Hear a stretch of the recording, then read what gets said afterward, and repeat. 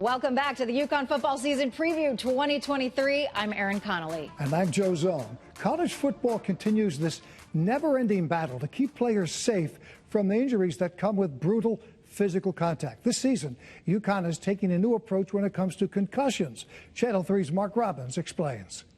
It's kind of becoming a rage around college football practices. The helmet? No.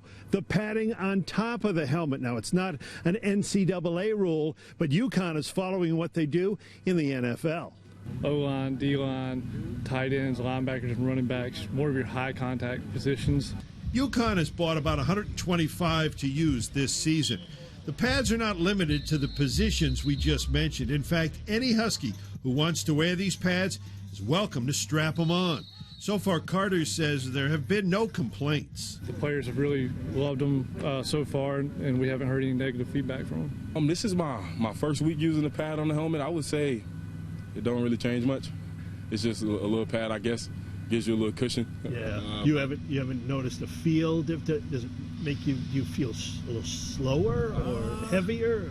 Maybe a little bit more strain on the neck, a little bit more weight to the helmet, but I don't really feel it's too much of a difference. And the padding is pretty easy to deal with. It doesn't weigh but a few ounces. And as we noted, it's mostly the big fellas who wear them because each collision on the line is often equated to a car wreck. Guardian makes these particular models, and that company says its research has determined the pads reduce the chance of concussion by about 30%. I did a little bit at my prep school in high school. We did it for a year or two. It was pretty smooth, I would say. I feel like without it, you do feel it a little bit more. There's a little, more contact.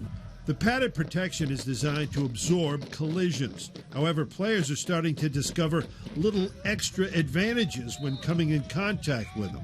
Okay, so if your hand come in contact with it, that does help. Like, say, if you're going to throw a move and I go and swipe and accidentally hit him on his helmet, it's not as bad. It's kind of protect your hands a little bit. And I would say, even when you coming in, like say you go and like you're going to make a tackle and bump into somebody with your helmet, it kind of pads it a little bit. And we've had a great time dealing with them. They work great.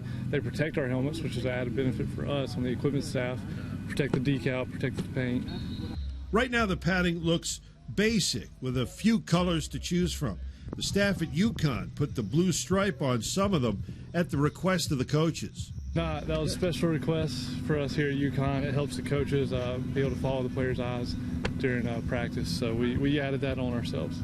So the consensus is the pads work without any sort of hindrance to performance, although some of the true sounds of practice have been reduced. It's a lot quieter. You don't hear the pop as much.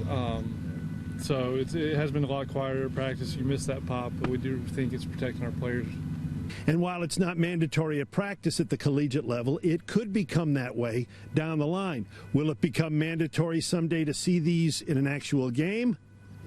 Time will tell. In stores, I'm Marc Robbins. And the Husky Revolution is just beginning. Tickets for all home games of the 2023 season are now available. You can head to UConnHuskies.com to get more information and buy tickets to any of the home games. Look at that QR code and click it. Let's pack the rent this season. We'll be right back.